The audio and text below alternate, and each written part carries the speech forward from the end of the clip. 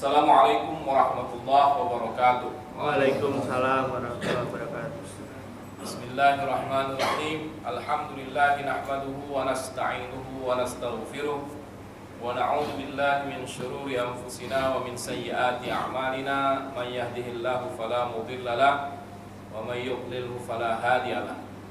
Asyhadu an la ilaha illallah wahdahu la syarika lahu wa asyhadu anna Muhammadan abduhu wa rasuluh. Allahumma salli ala sayyidina maulana Muhammad wa ala alihi wa ashabihi wa man tabi'ahum bi ihsanin ila yaumil qiyamah. Amma ba'd. Alhamdulillah, semoga majelis ini mendapat keberkahan, menambah ilmu dan insyaallah meningkatkan ketaatan kita kepada Allah Subhanahu wa taala. Amin. Hadirin para jamaah sekalian, topik kita hari ini adalah tentang makna kufur dan bahaya mengkafirkan atau takfir. Di dalam Al-Quran, istilah kufur itu datang dalam berbagai makna. Jadi ada beberapa pengertian yang bisa difahami dari kata kufur, sebagaimana yang disampaikan oleh Al-Quran dalam beberapa ayat-ayat yang dikemukakan. Kufur itu sendiri secara harfiah artinya tertutup atau terlindung. Jadi sesuatu yang tertutup atau terlindung, atau yang ditutup atau yang dilindungi, itu dalam pengertian bahasanya adalah kufur. Kadang-kadang di dalam Al-Quran itu kata kufur dimaknakan sebagai sikap keluar dari agama. Jadi dia lawan dari iman. Sehingga kalau disebut kufur berarti tak beriman. Disebut beriman berarti tidak kufur. Jadi dia head to head lah ya, berhadapan langsung dengan iman ya. Dan ada kufur yang karena itu kemudian menyebabkan ia kekal di dalam neraka karena dia tidak dianggap beriman. Dan ada pula yang tidak sampai menyebabkan seseorang itu keluar dari iman. Jadi dia kufur tapi dianggap tidak keluar dari iman. Maksudnya dia masih dianggap sebagai seorang muslim walaupun dia melakukan kekufuran. Nah, dari situlah nanti akan kita lihat perbedaannya, sehingga ketika kita menemukan istilah kufur di dalam ungkapan Al-Quran maupun hadis-hadis Nabi, kita harus berhati-hati dalam melihat konteksnya. Apakah kufur di situ yang dimaksud adalah lawan dari iman atau tidak? Ya, apakah kufur di situ adalah sesuatu yang menyebabkan seseorang keluar dari imannya atau masih berada dalam keimanannya? Di dalam Al-Quran Al-Baqarah 143 Allah mengisyaratkan bahwa wa ma kana Allahu liyudhi'a imanakum, dan Allah tidak menyia-nyiakan iman kamu. Artinya sekecil apapun iman itu masih ada harganya. Jadi walaupun ada seseorang yang melakukan sesuatu yang dalam beberapa teks hadis misalnya itu disebut dengan kekufuran, tapi karena masih ada imannya, maka itu tidak berarti bahwa dia sudah keluar dari iman. Nah, ini yang ingin kita lihat di sini ya. Kenapa seperti itu? Karena sebagaimana iman yang memiliki cabang dan setiap cabang itu disebut iman, maka kufur juga begitu. Jadi ketika kita menemukan hadis Nabi misalnya bahwa iman itu memiliki 70 lebih atau 60 lebih cabang gitu ya. Yang paling tinggi kualitasnya itu adalah la ilaha illallah, dan yang paling rendah iman itu adalah menyingkirkan duri dari jalan. Ya, artinya menyingkirkan duri dari jalan itu disebut juga iman. Ya, sehingga begitu pula lah dengan keadaannya dengan kafir. Ya, kafir juga begitu, memiliki cabang, ya, sampai hal-hal tertentu yang disebutkan dengan kafir, ya, walaupun kualitas kekufurannya itu tidak sampai berlawanan atau bertentangan dengan keimanannya. Nah, itulah kaitannya dengan firman Allah ini, wa ma kana Allahu liyudhi'a imanakum, dan tidaklah Allah menyia-nyiakan iman kamu, dalam arti walaupun seseorang melakukan sesuatu yang secara secara empirik gitu ya, secara kasat mata kita lihat disebut sebagai sesuatu bentuk kekufuran, tapi tidak menyebabkan imannya hilang sama sekali, ya. Nah, ada beberapa, karena itu pula maka para ulama kemudian membagi kufur itu menjadi dua, ya. Ada yang disebut dengan kufur akbar dan kufur asghar. Kufur akbar itu artinya kufur besar, dan kufur asghar itu artinya kufur kecil. Nah, kufur akbar itu adalah sesuatu yang menyebabkan kekal di dalam neraka. Kenapa? Karena dia dianggap betul-betul tak beriman. Ya, jadi ketika seseorang melakukan kekufuran seperti ini, maka dialah yang disebut oleh Al-Quran orang-orang kafir yang akan tinggal atau ditempatkan di dalam neraka khalidina fiha abada. Ya, mereka yang kekal di dalamnya. Jadi mereka-mereka yang melakukan kekufuran seperti ini, ya, adalah kekufuran yang betul-betul lawan dari iman. Ketika dia melakukan kekufuran ini berarti dia tidak beriman. Nah, ini diisyaratkan misalnya di dalam Al-Quran Al-Baqarah ayat 253, ya, faminhum man amana wa minhum man kafar. Di antara mereka ada yang beriman dan ada pula yang kufur. Nah, ketika disebutkan iman lalu setelah itu kufur, berarti kufur di sini lawan dari iman. Jadi tidak mungkin maknanya lain, karena di saat yang bersamaan dia dihadapkan atau disebutkan secara berhadapan, maka yang dimaksud kekufuran di sini tentu adalah lawan dari iman. Itu yang pertama. Kemudian dalam ayat lain, misalnya Ali Imran ayat 86, ya, kaifa yahdillahu qauman kafaru ba'da imanihim. Artinya bagaimana Allah memberikan petunjuk kepada suatu kaum yang kafir setelah mereka beriman. Nah, itu menunjukkan bahwa kafirnya di situ, kufurnya di situ adalah lawan dari keimanan. Yang tadinya mereka sudah beriman, tapi kemudian mereka meninggalkan iman menuju kepada kekufuran. Jadi mereka sendiri yang berkehendak, artinya mereka sendiri yang melakukan kekufuran itu, sehingga tidak mungkin mereka mendapatkan hidayah lagi setelah mereka menempuh jalan kekufuran. Padahal tadinya mereka adalah orang-orang yang beriman. Nah, kufur jenis yang pertama ini ada sekitar 5 bentuk. Ya, ada 5 bentuknya. Ya, yang pertama disebut dengan kufur takdzib, kufur yang karena disebabkan pendustaan terhadap agama.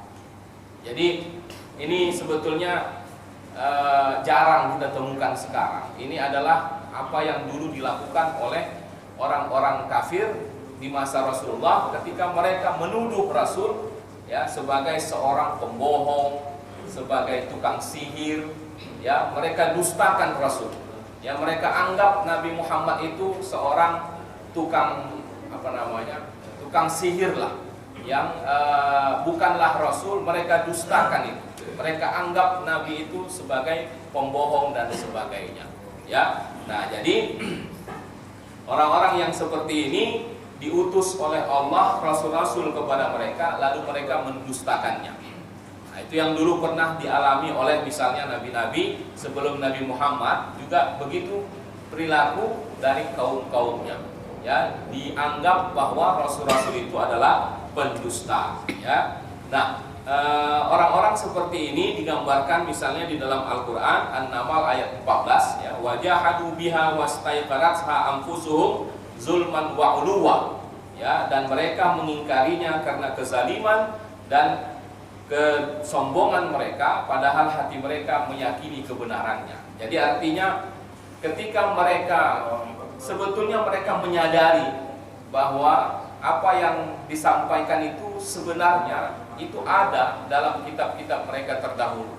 Ya, orang Yahudi dan Nasrani yang dulu menolak beriman kepada Rasulullah itu dan mereka menganggap Nabi berdusta, itu sebetulnya karena kedengkian dan kebencian mereka kepada Rasulullah.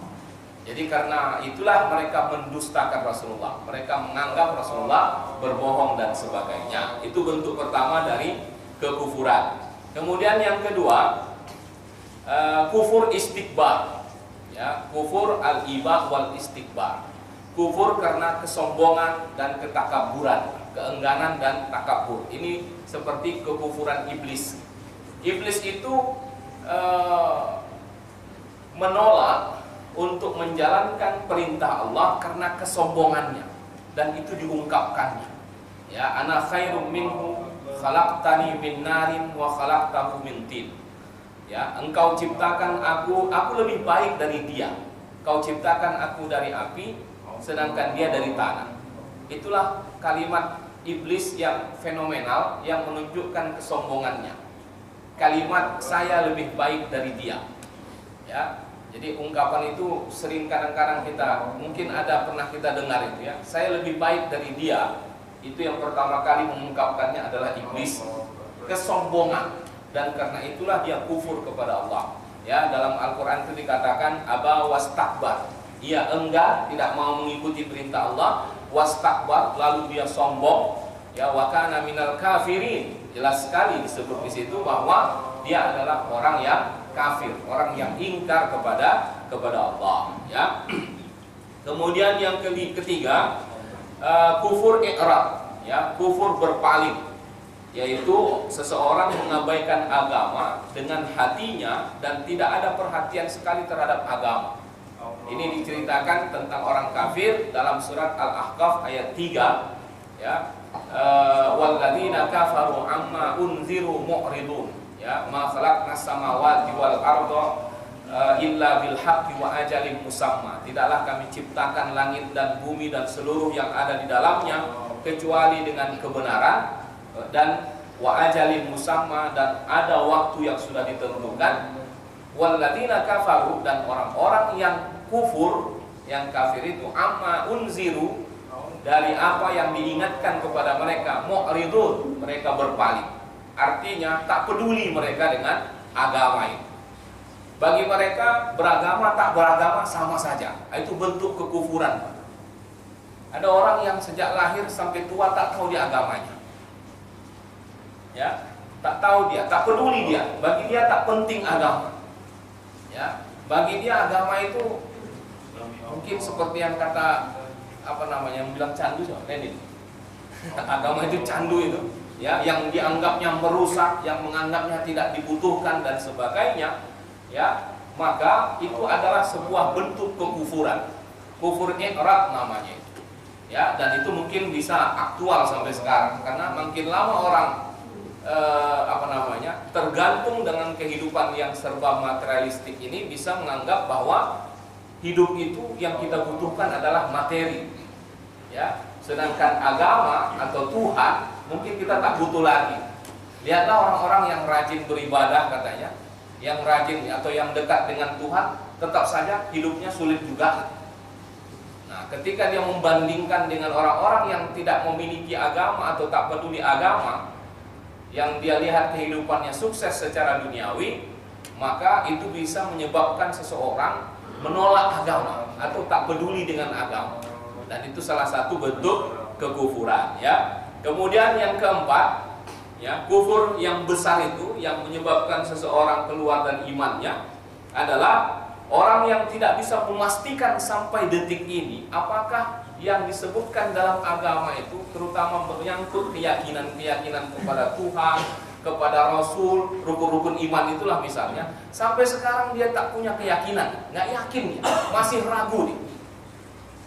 Ya, masih ragu dia Rasul itu ada atau tidak gitu ya. Masih ragu dia Tuhan itu ada atau tidak, tak yakin, tak sampai dia kepada tahap keyakinan. Ya, kita mungkin sampailah, insya Allah kita sampai kepada tahap keyakinan adanya Tuhan.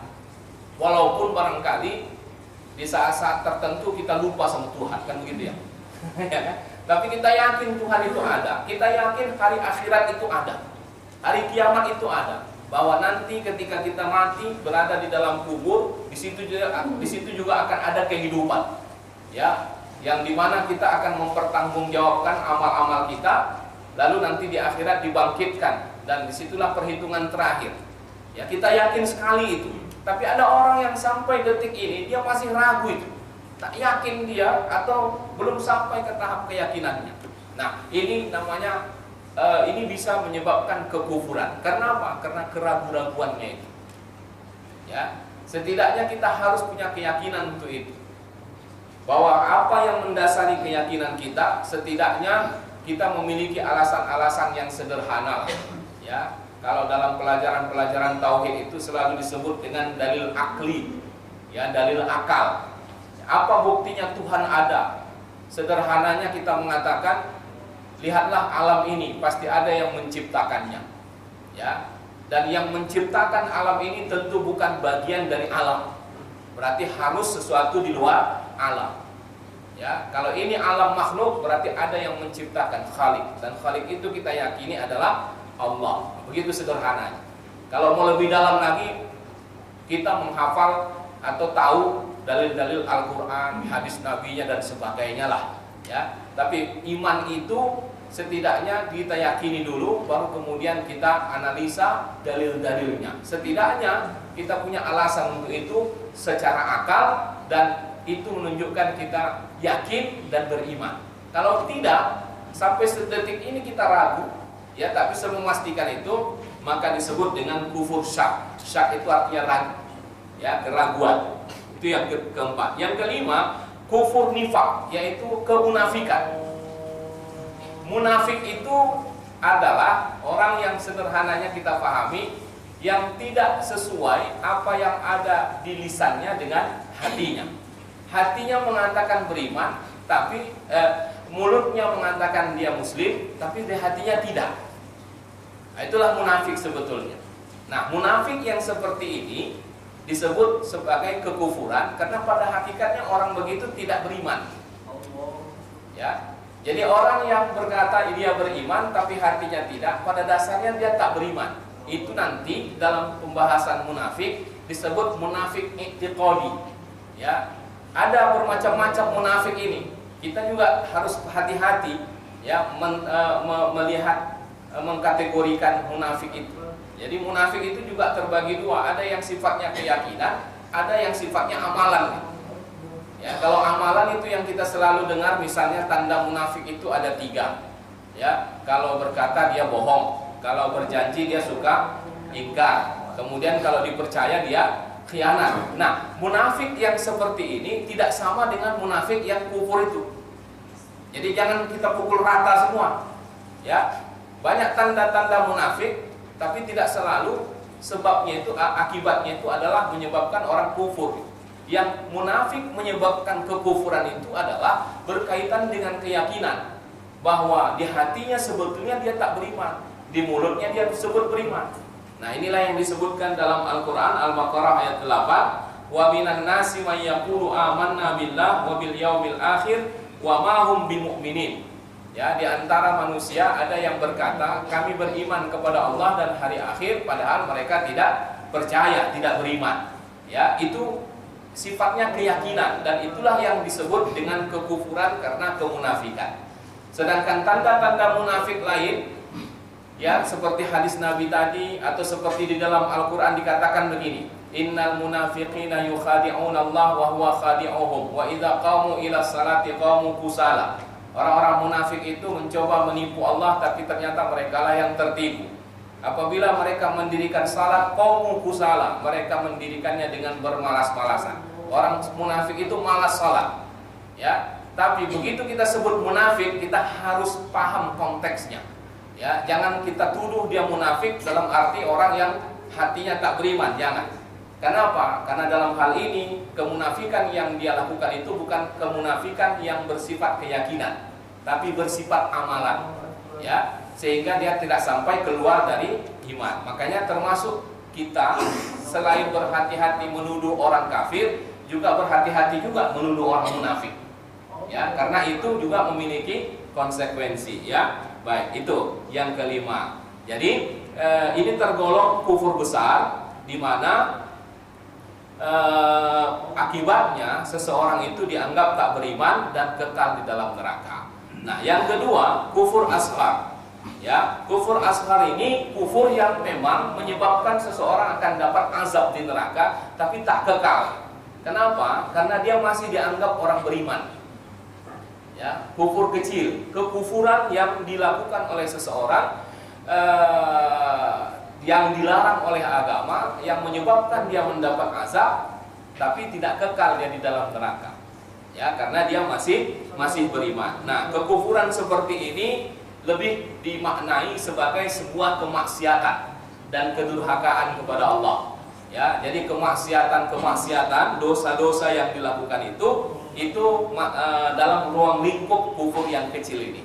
Ya, seperti sebagaimana ketaatan kita sebut dengan keimanan, maka kemaksiatan itu pun kalau sudah begitu beratnya, itu kadang disebut juga kekufuran. Ya, banyak sekali dalam ayat-ayat Al-Qur'an yang mengatakan ini. Misalnya dalam Al-Insan ayat 3, ya, inna hadainahus sabila imma syakiran wa imma kafura. Sesungguhnya kami telah menunjuki jalan kepada manusia-manusia itu, ya, maka ada kalanya di antara mereka yang bersyukur, ada yang di antara mereka kafir. Ya.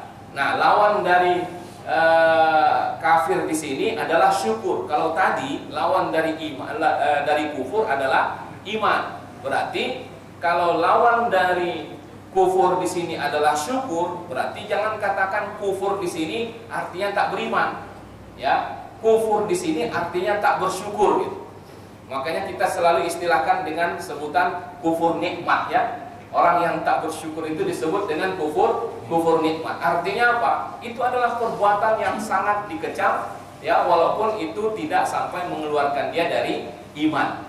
Ya, ketika itu disandingkan dengan rasa syukur. Itu yang pertama. Kemudian dalam ayat lain, misalnya An-Naml ayat 40, ya, ayat 40, wa man syakara fa innama yashkuru li nafsi. Siapa yang bersyukur, maka sesungguhnya ia bersyukur untuk kebaikan dirinya. Lihat, setelah Allah sebut wa man syakara, siapa yang bersyukur, maka sebaliknya Allah sebut wa man kafara, siapa yang kufur. Ya. Jadi dari situ kemudian kita fahami bahwa yang dimaksud kafaro di sini tentu bukan lawan iman, tapi lawan dari bersyukur itu. Ya, wa man kafara fa inna rabbi ghaniyyun karim, dan barang siapa yang kufur maka sesungguhnya Tuhanku Maha Kaya lagi Maha Mulia. Artinya ketika orang tidak mensyukuri sesuatu yang diberikan Allah, berarti dia telah mengingkari nikmat Allah. Jadi bukan mengingkari beriman kepada Allah, bukan. Ya, mengingkari nikmat Allah sehingga itu akan membahayakan dirinya. Sebagaimana syukur memberikan kebaikan, berarti kufur terhadap nikmat juga akan memberikan bahaya atau mudarat bagi seseorang. Nah, ini pemahaman atau pembedaan ini juga memiliki dasar-dasar dari Al-Quran dan hadis-hadis Nabi. Ya, salah satunya kalau dari hadis Nabi, di mana kekufuran itu maknanya adalah kemaksiatan atau sesuatu yang sangat dilarang oleh agama. Ya, nah misalnya dalam hadis Nabi seperti yang diriwayatkan Abu Hurairah oleh Imam Bukhari, wala targhabu an abaikum faman raghiba an abihi fahuwa kufrun. Ya, janganlah kalian membenci kepada ayahmu sendiri untuk menghilangkan nasab, keturunan. Jadi gara-gara dia tak suka sama ayahnya, tak mengaku dia bahwa dia anak ayahnya gitu.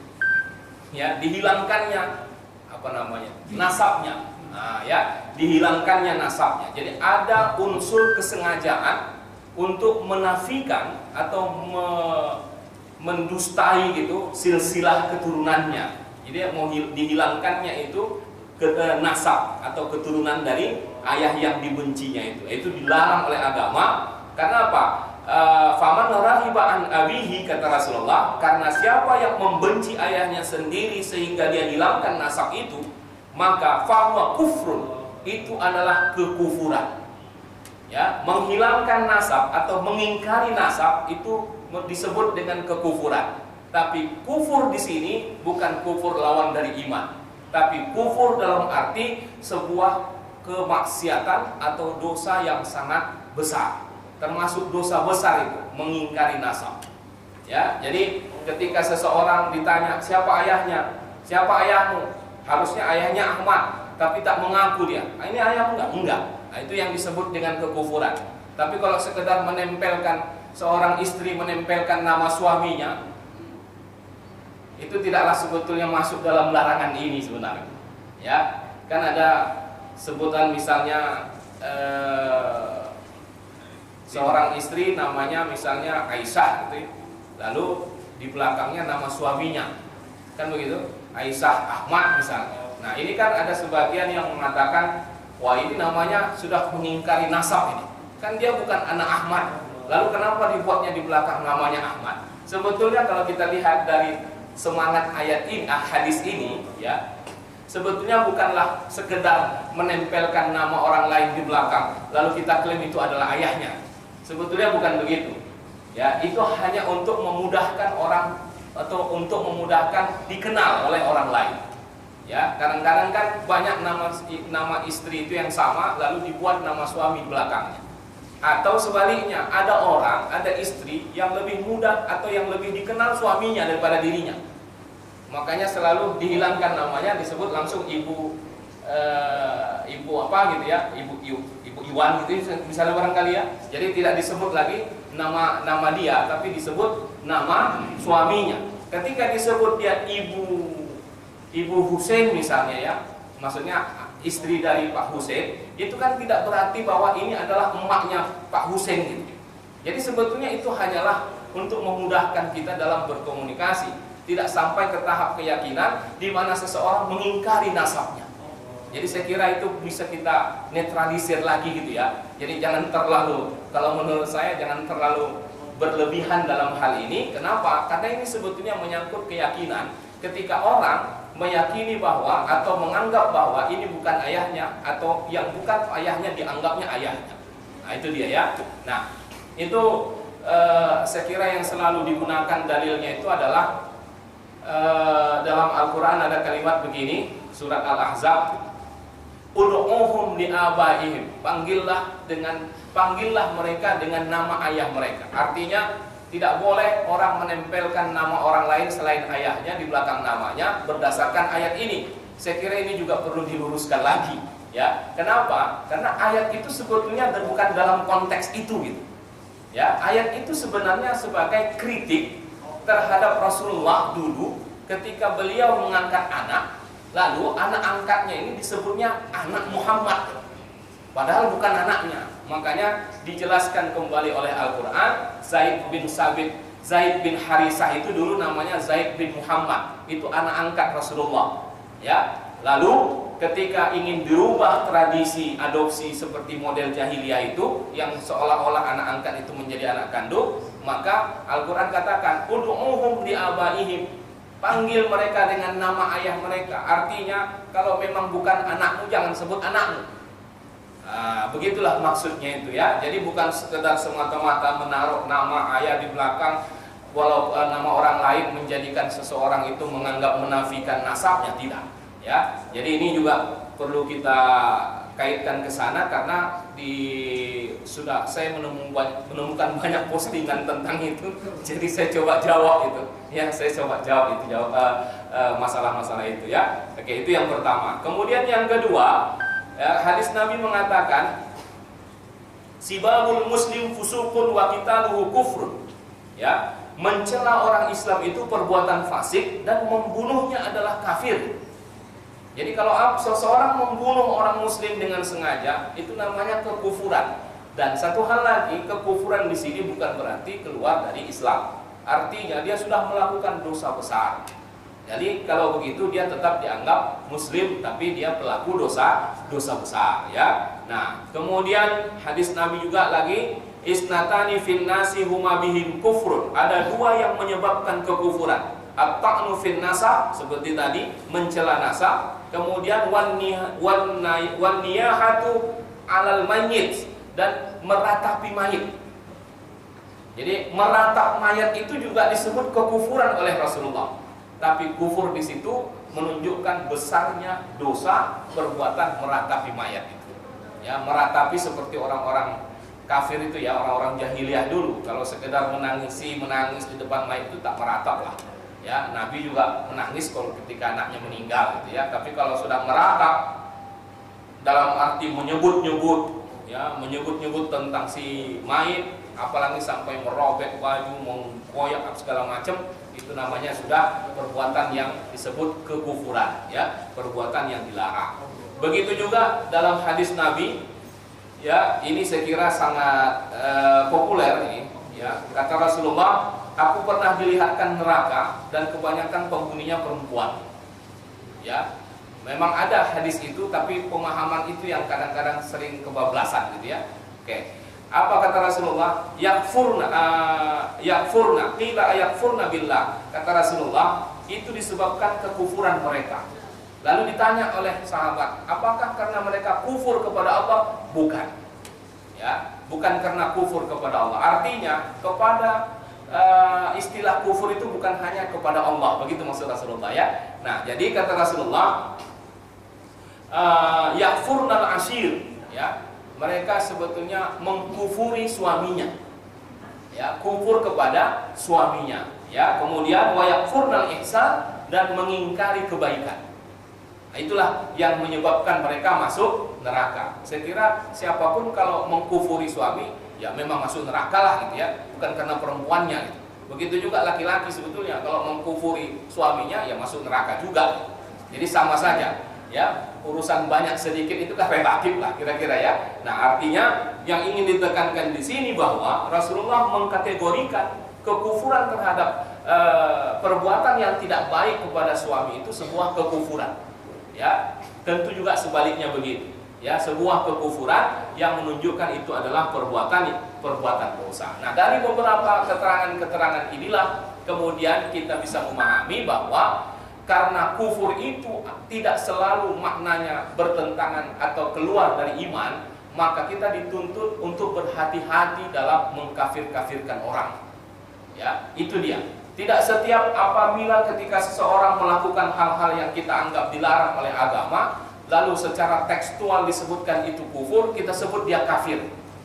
Dan itu berbahaya, ya. Dan itu sangat ditegaskan oleh Rasulullah dalam beberapa kondisi atau keadaan bersama sahabat-sahabat Rasulullah Sallallahu Alaihi Wasallam. Ya, nah, mengapa kita harus berhati-hati dalam mengkafirkan? Yang pertama alasannya adalah boleh jadi pada diri seseorang berkumpul padanya iman dan kufur sekaligus. Nah, itu dia. Artinya dalam diri seorang yang beriman boleh jadi dia melakukan kekufuran-kekufuran yang disebutkan tadi. Sehingga kita tidak langsung boleh berkata bahwa dia orang yang tak beriman sebagai orang kafir karena disebutkan dia telah melakukan kekufuran. Itu yang pertama, ya. Kemudian yang kedua, ya, mengkafirkan itu adalah persoalan sensitif, Pak. Karena itu berkaitan dengan keyakinan. Ini ada sebuah peristiwa ketika Zaid bin Harisah diangkat menjadi pemimpin atau panglima perang. Lalu kemudian dalam suatu kesempatan dia bersama sahabat yang lain melakukan ronda malam. Dia bertemu tiba-tiba dengan seseorang orang kafir. Kalau dulu kan waktu perang kalau ketemu kan langsung boleh dibunuh gitu ya. Nah, dulu ya, kalau sekarang tidak. Lalu orang itu kemudian ketakutan. Usamah beserta yang lain Usamah bin Zaid tadi maksudnya. Usamah langsung mendatangi orang itu. Begitu mendekat, orang itu langsung mengucapkan syahadat. Ya, orang kafir tadi langsung mengucapkan syahadat. Tapi oleh Usamah itu orang tetap dibunuh. Ya, tetap dibunuh. Ketika itu disampaikan kepada Nabi, ya, Nabi mengkonfirmasi ulang, apakah engkau membunuh wahai Usamah orang yang sudah mengucapkan syahadat? Kata Usamah, iya. Kenapa kau bunuh? Karena saya tahu dia mengucapkan itu karena takut dengan pedangku. Jadi artinya orang itu mengucap syahadat bukan dari hatinya, kira-kira begitu. Lalu kata Rasulullah, apakah sudah kau belah dadanya sehingga kau tahu apa yang ada di hatinya? Lihat, artinya apa yang kita bisa lihat dari seseorang hanyalah secara lahiriah. Ketika dia mengucapkan syahadat, maka anggaplah dia sebagai seorang muslim. Iya kan? Nah, makanya Rasulullah mengingatkan kepada Usamah, afala syaqaqta an qalbihi hatta ta'lama aqalaha amla. Ya, apakah kau sudah belah dadanya sehingga kau tahu? Ya, kau tahu hatinya itu yang waktu dia mengucapkan syahadat itu memang betul-betul kena takut kepadamu atau tidak.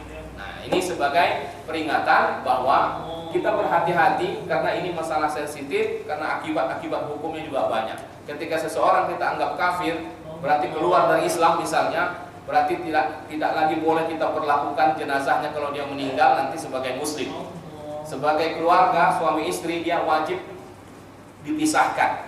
Karena dengan begitu putus pernikahannya. Itu kan dahsyat betul ya konsekuensinya ya. Makanya sekali lagi ini adalah tujuannya untuk memberikan wawasan kepada kita sehingga kita bisa membedakan mana kekufuran yang bisa menyebabkan seseorang keluar dari iman, mana yang tidak. Ya, seperti yang dijelaskan tadi dalam banyak keterangan hadis Nabi, ternyata banyak hal-hal yang disebut Nabi sebagai kekufuran, tapi maknanya adalah hanyalah semacam kemaksiatan yang mungkin bobot dosanya memang berat lah, ya. Tapi tetaplah seseorang itu masih dianggap sebagai orang yang beriman. Baik, sebelum kita simpulkan, ada komentar, pertanyaan, silakan Pak. Silakan. Terima kasih Pak. Ini menarik ya, buat saya pribadi. Ya. Ini satu bentuk pencerahan. Ya. Oleh masyarakat. Ya. Tapi yang saya ingin tanyakan menyangkut masalah tingkatan keimanan, Ustaz. Ya. Yang paling tinggi itu adalah la ilaha illallah. Ya. Dari analisis saya, Ustaz. Ya. Kalau mengatakan, mengucapkan kalimat la ilaha illallah di saat ini, Ustaz, ya enteng aja. Ya. Nggak ada resikonya. Ya. Bahkan orang sekitar kita bangga. Kenapa? Karena di sekitar kita itu sebagian besar adalah umat Islam. Ya. Tapi tatkala itu diucapkan di tengah-tengah kaum kafir Quraisy, ya, kalimat la ilaha illallah itu risikonya bagi yang mengucapkan itu dahsyat sekali. Sama seperti saat kita waktu belum merdeka ya, zamannya dijajah Belanda. Kemudian kita ngomong gitu ya, Indonesia merdeka gitu. Kalau sekarang malah orang bangga. Ya. Apakah itu kira-kira penyebabnya sehingga la ilaha illallah itu dikategorikan yang paling tinggi? Terima kasih. Ya. Jadi gini Pak, banyak sudut pandang yang bisa kita lihat untuk menunjukkan keutamaan afdoluha. Dalam teks Nabi itu mengatakan afdoluha, yang paling tingginya lah ya, yang paling afdalnya la ilaha illallah.